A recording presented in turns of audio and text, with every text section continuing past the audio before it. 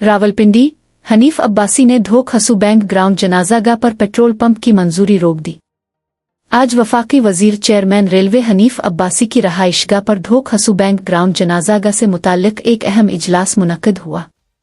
इजलास में UC5 और UC6 के चेयरमैन, मेंबरान महल्ला हाफिजाबाद कैंट की सियासी और समाजी शख्सियात और इलाका मकीनों के नुमाइंदों ने शिरकत की। इजलास में बैंक ग्राउंड जनाजागाह की जमीन पर मुजव्वजा पेट्रोल पंप के मामले पर तफसीली गौर किया गया। शुरका ने अपने अपने मौक़िफ़ पेश किए और अवामी खदशात से आगाह किया। तवील मुशावरत और रेलवे हुक्काम से राब्ते के बाद वफाकी वजीर हनीफ अब्बासी ने बैंक ग्राउंड जनाजागाह की जगह पर पेट्रोल पंप की मंजूरी मुस्तरद करने की हिदायत जारी कर दी।